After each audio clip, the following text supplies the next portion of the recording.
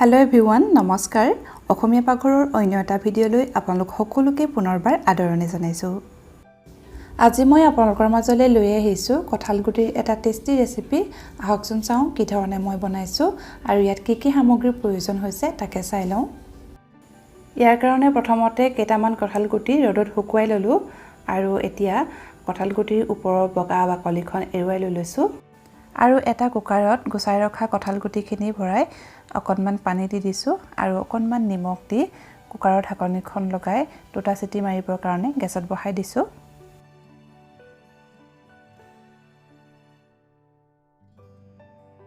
দুটা চিটি মৰাৰ পিছত কুকাৰটো ঠাণ্ডা হ'বলৈ দিলো আৰু এয়া দেখিছে কঁঠালগুটিকিটা অলপ ভিজি গৈছে আৰু গুটিকিটাত লাগি থকা ৰঙা বাকলি ছটাও ধুনীয়াকৈ এৰি গৈছে আৰু এই ধৰণে মই গুটিখিনি কঁঠালগুটিৰ ওপৰৰ বাকলিখন ধুনীয়াকৈ এৰুৱাই লৈছো। আৰু লৈছো এটা আলু, এটা বিলাহী, কেইফোটামান ৰসুন, এটুকুৰা আদা, দুটা কেঁচা জলকীয়া আৰু এটা পিয়াজ লৈছো। বিলাহী, পিয়াজ, ৰসুন, আদা আৰু জলকীয়া এই গোটেইখিনি এটা পেষ্ট বনাই লৈছো।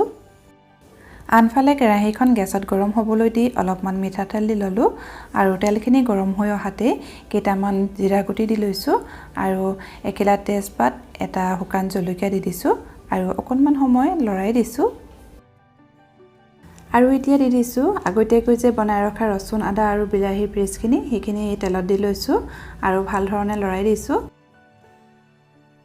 এতিয়া ৰসুন আদাৰ যি কেঁচা গোন্ধ এই গোন্ধ নোযোৱালৈকে আমি লৰাই ভাজি ৰাখিব লাগিব।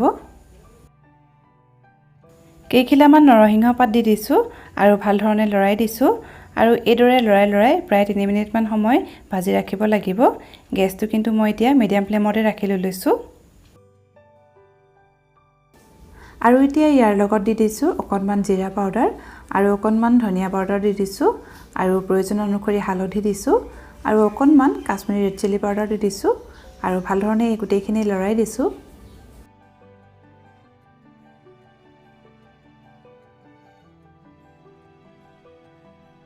মছলাখিনি ভালদৰে সিজিবৰ কাৰণে অকণমান পানী দি দিছো আৰু ভাল ধৰণে আকৌ লৰাই দিছো।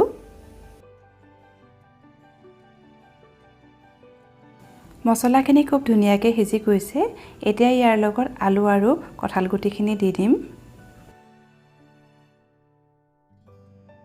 আৰু এতিয়া ইয়াত দি দিছো আলু আৰু কঁঠালগুটিখিনি আৰু ভাল ধৰণে এই গুটিখিনি মিহলাই লৈছো।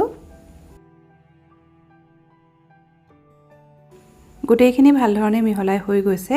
এতিয়া ইয়াত সোৱাদ অনুসৰি নিমখ দি দিছো আৰু ভাল ধৰণে এই গুটিখিনি আকৌ লৰাই দিছো। আৰু এইদৰে লৰাই প্ৰায় 5 মিনিট সময় ভাজি ৰাখিব লাগিব। 5 মিনিটমান ভাজি ৰখাৰ পিছত এতিয়া ঢাকনখনে ঢাকি ৰাখি দিছো। ঢাকনখন দাঙি দুই এবাৰ আপোনালোকে মাজে মাজে লৰাই থাকিব, নহলে কেৰাহীটোত লাগি আহিব পাৰে। আৰু এতিয়া ইয়াত আমি পানী যোগ কৰিম। ইয়াতে 1.5 গিলাচৰ জোখাৰে পানী দি দিছো আৰু অকণমান সময় লৰাই এটা উতল আহিবলৈ দি ঢাকনখনে ঢাকি ৰাখি দিছো 15 মিনিটৰ কাৰণে। মাজতে ঢাকনখন দাঙি চাইছো, এয়া কঁঠালগুটিখিনি ধুনীয়াকৈ উতলি আছে। এতিয়া আকৌ মই ঢাকনখনে ঢাকি ৰাখি দিছো 10 মিনিটৰ কাৰণে।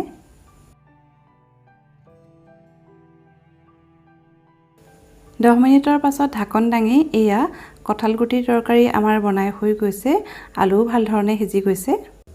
আৰু একেবাৰে শেষত মই অকণমান ঘি দি দিছো। ঘি দিলে ইয়াৰ টেষ্টটো বিৰাট ভাল হয়। যদিহে আপোনালোকে ঘি গোন্ধটো ভাল নাপায় তেতিয়াহ'লে নিদিলেও কোনো কথা নাই। আৰু এয়া আমাৰ কঁঠালগুটিৰ তৰকাৰী বনাই হৈ গৈছে। আপোনালোকে ভাতৰ লগত, ৰুটিৰ লগত বা পুৰিৰ লগতো পৰিৱেশন কৰিব পাৰে। আৰু শেষত মোৰ এই ভিডিঅ'টো যদিহে চাই ভাল পাইছে তেতিয়াহ'লে লাইক, কমেণ্ট আৰু শ্বেয়াৰ কৰিব। আৰু যিসকলে মোৰ চেনেলত নতুন তেওঁলোকে প্লিজ মোৰ চেনেলটো ছাবস্ক্ৰাইব কৰি দিব। শেষলৈকে মোৰ এই ভিডিঅ'টো চোৱাৰ কাৰণে আপোনালোকলৈ বহুত ধন্যবাদ।